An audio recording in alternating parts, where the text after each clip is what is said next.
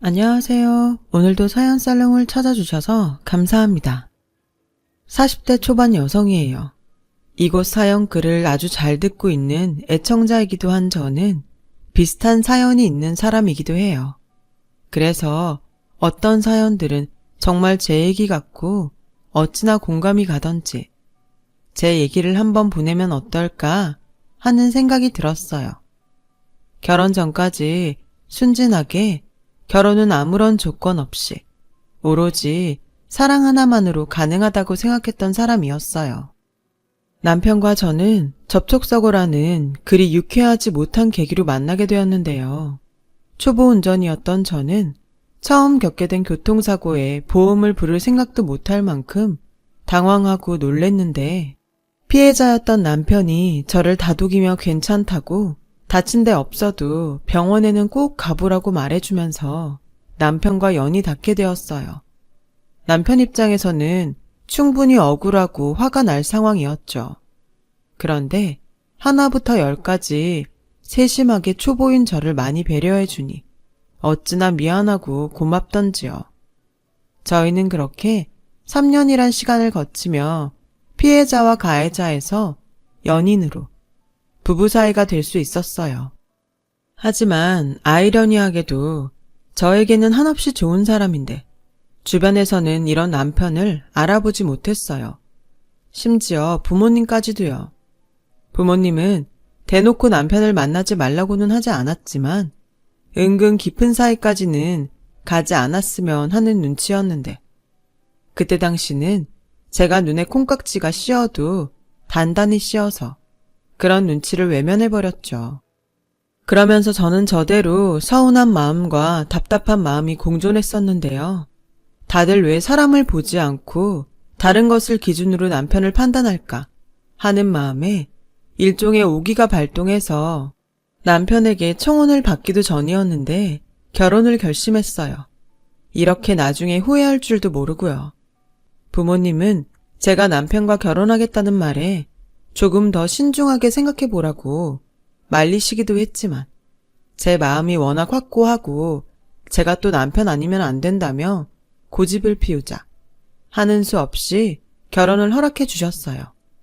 지금 생각해보면 남편은 어릴 때 아버지와 돌아가셔서 저와 결혼하기 전까지 홀어머니와 단 둘이 살았는데 아마도 저희 부모님은 홀 시어머니를 감당해야 할 제가 걱정이셨던 것 같아요. 하지만 사랑에 그리고 결혼에 눈먼 딸인 제가 거기까지는 깊게 생각했을 리가 없죠. 단순히 남편이 홀어머니에 대한 효심이 남다르고 사람이 좋으니 저희 부모님에게는 물론이고 저한테도 당연히 잘할 거라고 믿었던 것이 함정이었어요. 그렇게 저희 집 부모님의 허락이 떨어졌습니다. 곧이어 저는 남편 집에 결혼 허락을 받기 위해 인사를 갔어요. 그리고 그날 처음으로 시어머니를 뵙게 되었는데요. 첫인상이 주변의 걱정과 달리 온화하시고 상냥해서 저는 그 집 문턱을 넘자마자 안도감이 들었어요. 그렇게 예비 시어머니는 저를 아주 반갑게 맞아주셨고 또 정성스럽게 차린 음식으로 저녁 식사 대접을 해주시는데 당신의 하나밖에 없는 아들이 결혼한다고 며느리감을 데려와서인지 예비 시어머니는 먼저 하늘나라로 간 당신의 남편이 생각난다며 금방 눈시울을 붉히시고는 그것을 시작으로 식사하는 내내 돌아가신 예비 시아버지의 이야기를 하기 시작하셨어요. 결혼도 하기 전에 이런 말하면 싫어할 수도 있겠지만 이제 너도 우리 집 식구가 되는 거니 우리 집 이야기를 조금 하마. 괜찮지? 네, 괜찮아요. 저도 결혼하면 알아야 하니 신경 쓰지 마시고 편하게 이야기하세요. 그래, 얘한테 들었는지 모르겠는데 얘 아버지가 세상을 뜨기 전에는 고위 공무원이었어. 만약 그때 죽지 않고 지금까지 살았다면 지역의원이나 국회의원을 하고 있을지도 모른다고 생각한다. 그만큼 사람이 어질고 심지가 고든 게 정말 아까운 인재였지. 에휴, 또 생각하니까 눈물이 나네. 뭐가 급하다고 하늘은 능력 좋고 앞길 창창한 우리 남편을 데려갔는지. 나는 지금도 하늘이 원망스럽다. 처음엔 아무것도 몰랐기에 저는 저 나름대로 예비 시어머니를 이해했어요. 근데 지금 생각해보면 그건 죽은 남편에 대한 그리움이 아니라 죽었지만 살아있을 적엔 고위 공무원이었다는 말을 하고 싶었던 것 같아요. 그날 이후에도 걸핏하면 시어머니는 당신의 남편이 고위 공무원이었는데 라는 말을 달고 사셨거든요. 그때라도 시어머니의 의중을 눈치챘어야 했는데 지금은 빤히 보이는 것들을 저는 그때 보지 못했어요. 그놈의 사랑이 뭔지 남편에 대한 마음이 아주 충만했기에 시어머니의 의도도 파악하지 못하고 그저 얼마나 남편을 사랑하고 그리우면 늘 남편 이야기를 입에 달고 사실까? 라고 생각했어요. 그리고 그 때문에 남편이 결혼하고 따로 나가 살면 가뜩이나 남편 없이 혼자 외로웠던 어머니가 더 외로워하실 것 같다며 저에게 결혼하고 2년 정도는 시어머니와 함께 살면 어떠냐고 물어보는데 저는 별다른 거부감이 들지 않았어요. 그러자는 마음이 생기더라고요. 그래, 2년이면 뭐 금방이지. 당신하고 둘이 그렇게 오래 사셨는데 갑자기 혼자 계시게 하는 건 나도 좀 죄송스럽다. 고마워 자기야. 우리 엄마도 엄청 좋아하실 거야. 내가 그동안 자기한테 말은 안 했는데 우리 엄마가 자기 딸 같다고 엄청 좋아하셔. 우리 엄마 자기가 좀 측은하게 생각하고 잘 좀 대해주면 좋겠어. 나도 장인 장모님한테 잘할게. 아, 물론 자기한테도 잘하고. 당연하지. 자기 어머니면 이제 내 어머니이기도 하잖아. 우리 서로 니네 부모님, 우리 부모님 구분하지 말고 양쪽 부모님께 똑같이 잘하자. 고마워 자기야. 나는 정말 자기랑 결혼하면서 세상 전부를 얻은 기분이야. 저는 사탕 발린 같은 소리일지라도 남편의 그 말이 참 좋았어요. 그래서 시어머니와 함께 시작하는 신혼이란 사실에 저희 부모님이 길길이 뛰어도 제가 다 감당할 수 있다고 매일같이 설득했어요. 그리고 드디어 결혼식을 올리고 꿈에 그리던 신혼생활을 시댁에서 시작했는데 저희 어리석은 기대와 생각은 그때부터 엇나가기 시작했어요. 그야말로 최악으로 치닫기 시작했죠. 물론 아주 처음부터 그랬던 건 아니었어요. 어찌나 자연스럽게 흘렀는지 지금 생각해도 너무 어이가 없네요. 저는 결혼하고 한 달 정도가 지나 다니던 회사 계약의 기간 종료로 본의 아니게 쉬게 되었어요. 그러면서 시어머니는 조금씩 그리고 거의 매일 저에게 잔소리와 집안일을 시켰어요. 그때까지 별 의심을 하지 않았는데 3개월이 지나 어느 때처럼 집안일을 하고 있는데 시어머니에게서 지금 생각해도 황당한 요구를 받게 되었죠. 예, 이 옷 우리 아들 옷이지 않니? 이 옷은 세탁기에 넣지 말고 손수 비벼 빨아라. 자고로 남자는 집에서부터 대접을 받고 살아야 나가서 성공하는 거야. 게다가 우리 아들은 고위공무원 아들의 3대 독자인데 집에서 노는 네가 신경을 좀 써야 하지 않겠니? 어머니, 이 옷은 그냥 면티인데요. 그리고 저 집에서 놀지 않고 이렇게 매일 일하고 있잖아요. 저도 나가서 일하고 싶어요. 그러려면 나가서 구직 활동도 해야 하는데. 야, 너는 왜 그렇게 말이 많니? 아무리 세상이 좋아졌다고 해도 나는 시어머니고 너는 며느린데 너 지금 시어머니 말에 토다는 거니? 면이건 나일론이건 네 남편 빨래는 죄다 손으로 빨라고. 너 말귀 못 알아듣냐?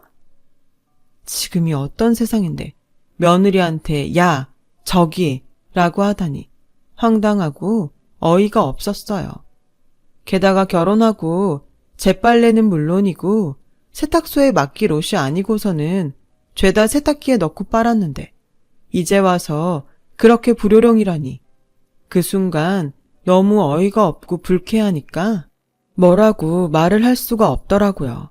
그래서 참고 있다가 퇴근한 남편에게 이 일을 이야기하니 가재는 개편이라고 남편의 말이 더 저를 어이없게 했어요. 원래 우리 엄마는 손빨래 하셔. 아마 당신이 하는 거 보고 몇 번이고 말하고 싶으셨는데 참았던 걸 거야. 자기가 좀 이해해. 여기 있는 동안은 엄마가 하라는 대로 하고, 분가하면 자기가 하고 싶은 대로 해. 괜히 마음에 담지 말고. 알았지? 남편은 그렇게 말했지만 저는 납득할 수 없었어요. 그때 어머니의 태도와 행동은 전혀 몇 번이고 참았던 사람의 모습이 아니었거든요. 이래서 남편은 남의 편이라 하고 아무리 좋아도 시월드는 시월드라고 하나? 저는 속으로 별의 별 생각을 다 했어요. 그런데 시어머니는 그날 이후 아주 작정이나 한 듯 남편이 출근만 하면 저에게 시집살이를 시키시는데 절대 빠지지 않을 거라고 생각했던 콩깍지도 그런 시어머니 시집살이에는 버티지 못하고 허무하게 빠지더군요. 날도 추워지니 너 시장 가서 소뼈 좀 사와라. 우리 아들은 매년 손수 달인 사골국을 먹지 않으면 감기에 걸려서 고생해. 3대 독자에 고위공무원 지낸 아버지 아들인데 정성스럽게 구워서 먹여라. 알았지? 예, 너 우리 아들 호흡기 약한 거 몰라? 청소가 있다 오면 이먼지를 다 누가 먹겠니? 도대체 너는 니네 집에서 뭘 배워온 거야? 그 코딱지만한 슈퍼 한다고 니네 부모님 너무 너한테 신경 안 쓴 거 아니니? 아휴, 우리 남편이 죽지 않고 살아있었다면 우리 민혁이가 너 같은 슈퍼집 여자랑 결혼하는 일은 없었을 건데. 시어머니는 그렇게 점점 저를 넘어서 저희 부모님에 대한 험담도 개의치 않고 하셨어요.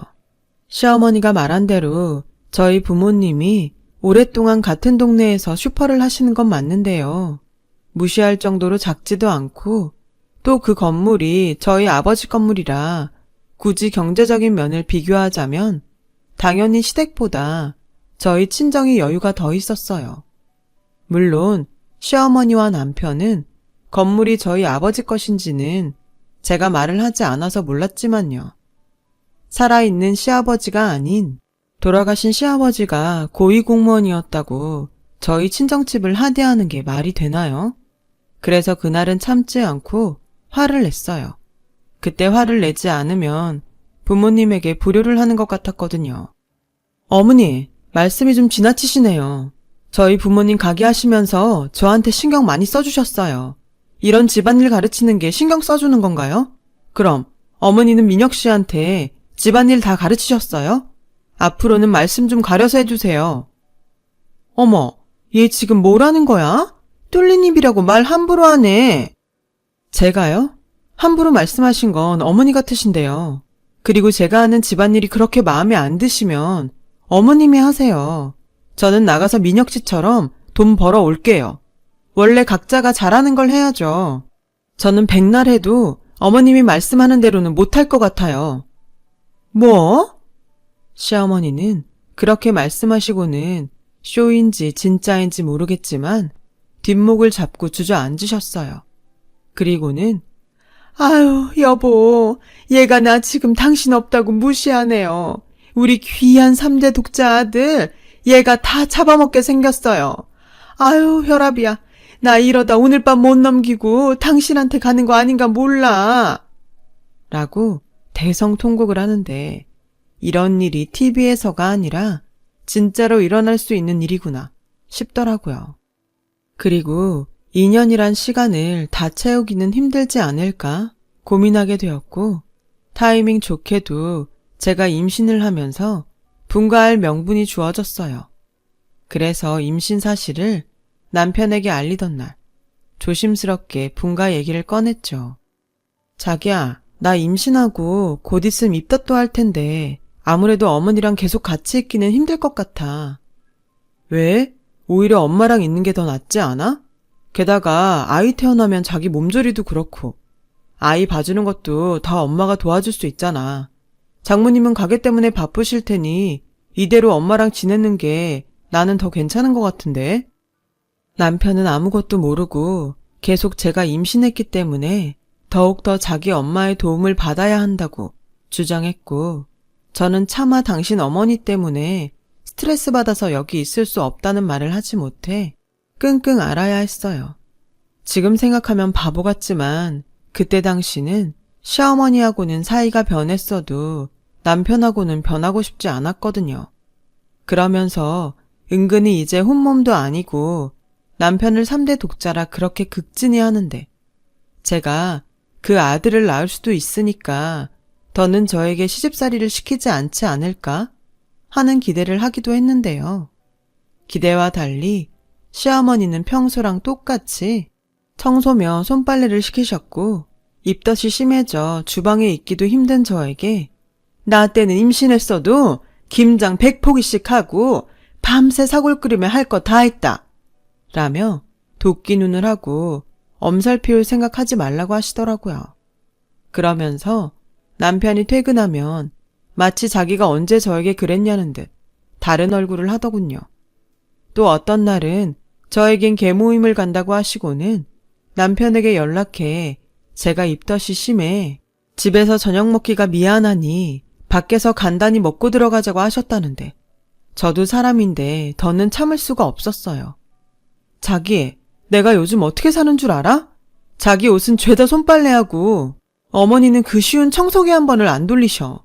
내가 임신해서 입덧 때문에 그렇게 힘들어하는데도 당신 어머니, 당신이 먹고 싶은 음식은 꼭 만들어 오라고 하고 근데 입덧하는 나한테 미안해서 밖에서 식사를 하신다고? 내가 이러고 살아야 해? 나 힘들어. 내가 이러고 살려고 당신이랑 결혼했어? 지금 무슨 말을 하는 거야? 아무리 임신해서 힘들어도 거짓말은 하지 말아야지. 우리 엄마가 당신 얼마나 생각하는데. 그리고 우리 엄마가 어른이잖아. 당신 가만 보면 우리 엄마한테 예의가 없는 것 같아. 설령 자기 말이 맞다고 해도 자기가 며느린데 할 수도 있지 않아? 뭐? 당신 지금 그걸 말이라고 하는 거야? 며느리니까 할 수도 있다고? 그래, 나도 어머니가 상식적으로 이해가 가면 할 수 있는 건 할 수 있지. 근데 나도 우리 집에선 귀한 딸이야. 이런 거지 같은 대우를 받으면서 군말 없이 며느리니까 당신의 종처럼 살라는 거야? 아, 말을 해도 참. 나도 힘들어. 당신은 이제 회사 생활 안 하니까 속 편해서 그러나 본데 나는 회사 일도 힘든데 거기에 자기 짜증까지 받아야 한다고. 그래서 뭐 당신이 원하는 대로 엄마한테 엄마 때문에 힘들어서 여기 못 살겠으니 나가겠다고 하면 돼?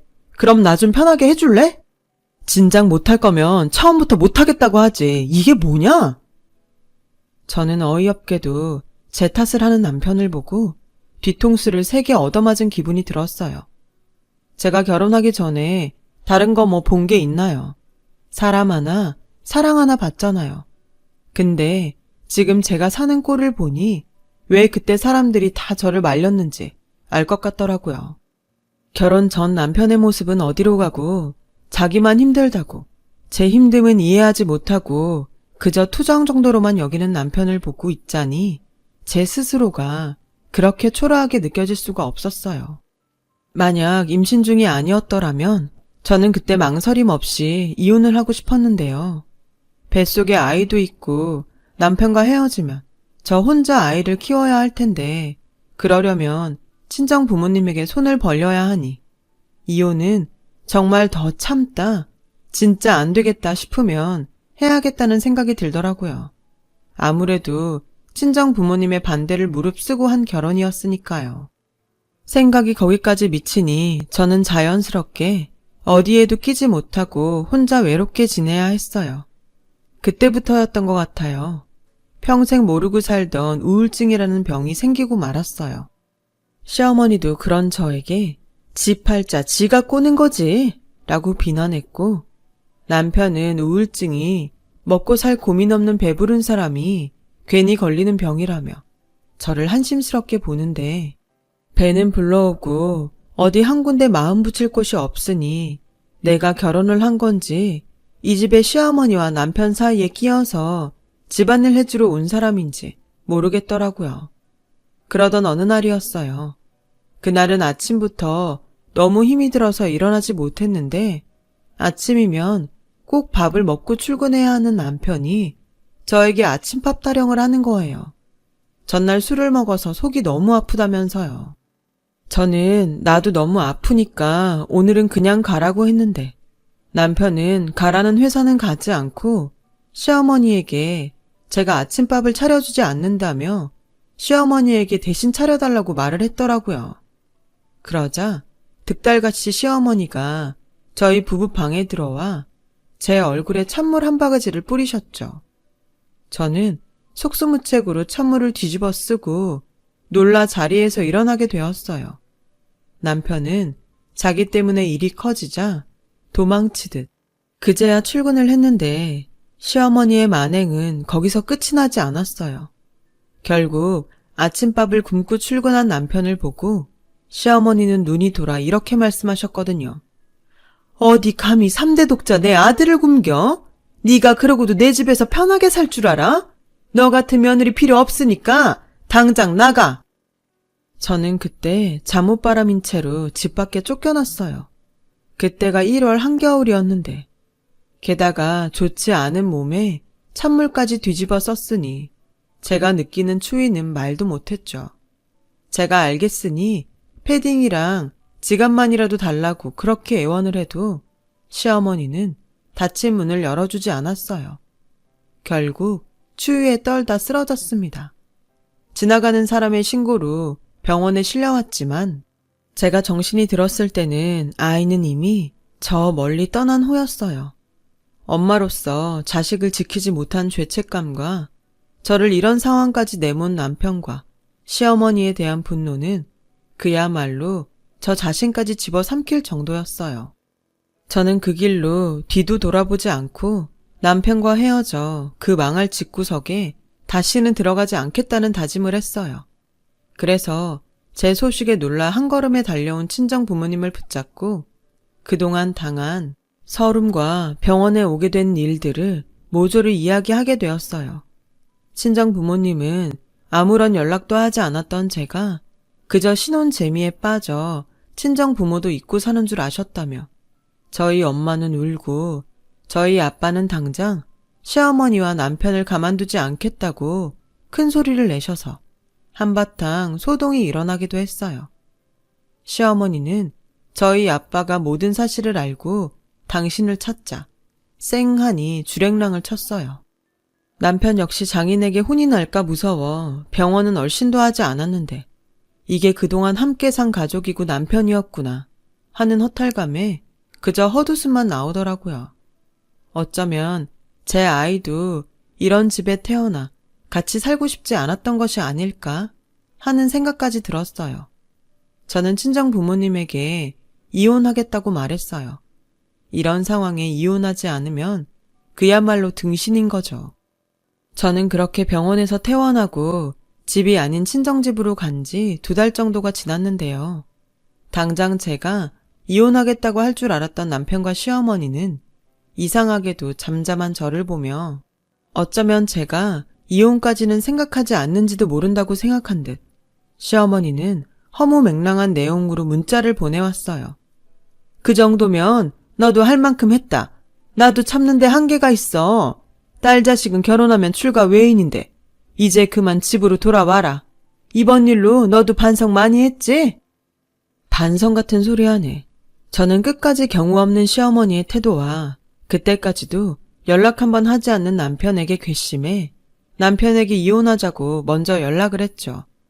남편은 알겠다며 제 짐이 집에 있으니 와서 이혼 서류에 도장도 찍고 짐도 가져가라고 하더군요. 저는 알겠다고 하고 그날 저녁 이혼 서류 준비를 해서 다시는 가고 싶지 않은 시댁으로 들어갔어요. 시어머니는 저를 보자마자 도끼 눈을 하며 들고 있던 리모컨을 던지는데 저도 화가 나서 땅에 떨어진 리모컨을 주워 시어머니가 하신 대로 똑같이 던져버렸어요. 어머, 얘 하는 행동 봐. 이래서 사람은 가정교육이 중요한 거야. 니네 부모님은 여태 너를 집에 돌려보내지도 않고 뭐 했다니? 아, 그 코딱지만한 슈퍼 하느라 너한테 관심도 없지? 저기요, 전에도 말씀드렸는데 저희 부모님 저한테 관심 엄청 많으세요. 눈 있으면 이것 좀 보실래요? 저는 미리 준비한 등기부 등본 봉투를 시어머니에게 리모컨 던지듯 던졌어요. 그러자 시어머니는 뭘 가지고 와서 유세를 떠냐며 봉투를 열었고 여태 슈퍼가 있던 건물이 저희 친정 건물인 걸 까맣게 모르던 시어머니는 손을 바르르 떨며 할 말을 잃으시는데 저는 이제는 제 차례 같아서 당한 만큼 갚아주자는 생각이 들었어요. 보셨죠? 저희 부모님이 이혼해도 걱정하지 말라고 건물을 제 앞으로 해주셨어요. 가정교육 말씀하시던데 그래서 어머니 아들은 어떤가요? 아침밥 안 해준다고 그 사단을 만들고 자기 자식이 당신 엄마 때문에 그렇게 됐는데 그 사람 일말의 죄책감은 있을까요? 그때였어요. 돌아온 남편이 저와 시어머니가 또 한바탕 하는 모습을 보고 한숨을 쉬더니 제가 준비해간 이혼 서류에 도장을 찍으려 하는 순간 시어머니가 그 서류를 남편에게 뺏어서 북북 찢어버리셨어요. 엄마, 뭐 하는 거야? 너 이혼하지 마. 절대 이혼하면 안 돼. 엄마, 나도 너무 힘들어. 더는 이렇게는 못 산다니까. 됐고, 너 이것 좀 봐. 글쎄, 쟤네 슈퍼가 그냥 슈퍼가 아니더라고. 너 몰랐어? 그 건물이 네 처갓건걸? 그리고 이번에 그 건물을 쟤한테 줬는데 네가 왜 이혼을 해? 쟤한테 저런 삼각건물이 있는데. 그래서 뭐 건물 있으니까 이젠 이혼하지 말고 저 사람한테 충성하고 살라고? 누가 충성하래? 그냥 이혼만 하지 말라고. 작은 소리로 하는 소리였지만 어찌나 제 귀에 잘 들리는지 저는 기가 차서 말이 다 나오지 않았어요. 이혼은 어차피 하게 될 거예요. 제가 합의 이혼 안 해주면 소송 걸 거예요. 그리고 그 추운 날 저를 내쫓고 당신 때문에 내 아이도 이렇게 되었는데 이혼 사유가 너무 명백하지 않아요? 저 이거 인터넷이며 저 사람 회사에 다 뿌릴까요? 저 이제 무서울 거 없어요. 새끼도 잃은 애미가 세상에 무서운 게 어딨겠어요? 제가 어머님 3대 독자 한번 망쳐볼까요? 어머, 제가 돈 있다고 눈빛 변한 것 좀 봐.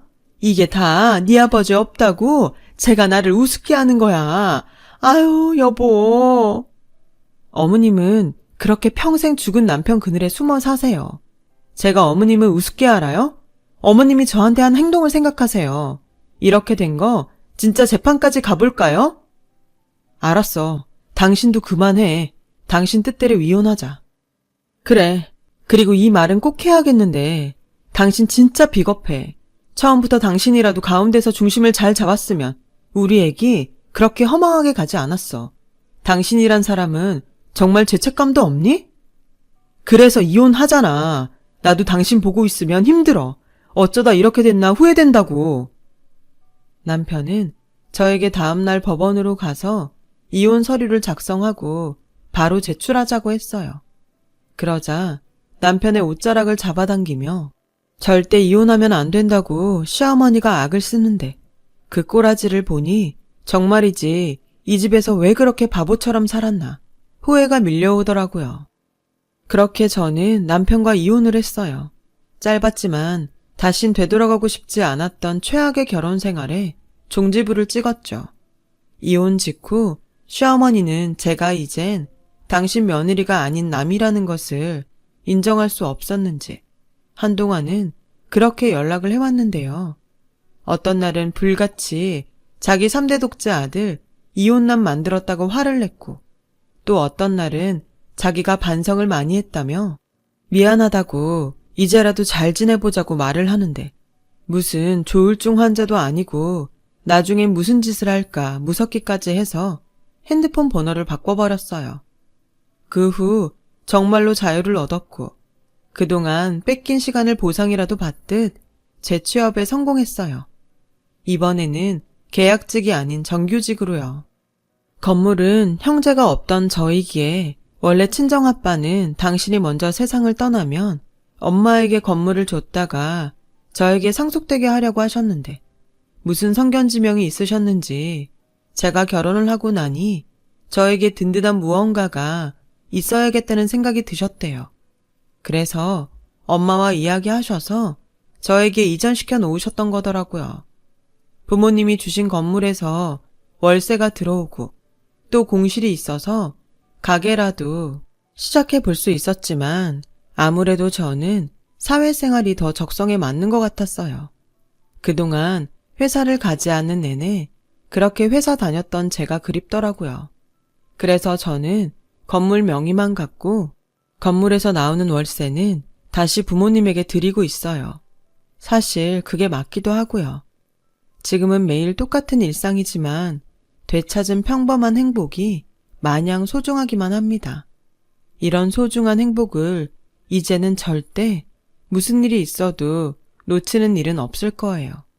하늘에 먼저 보낸 제 아가를 위해서라도 저는 꼭 그렇게 살려고요. 지금까지 저의 이야기를 들어주셔서 감사해요. 이렇게 애청하는 곳에 제 이야기를 털어놓으니 마음이 한결 가벼워지는 것 같네요. 여러분들에게는 어떤 아픔도 없이 항상 건강한 행복이 함께하길 기도하겠습니다. 여러분, 사연 댓글에 응원과 현명한 조언 부탁드려요. 좋아요와 구독은 저에게 큰 힘이 됩니다. 오늘도 좋은 일 가득하세요.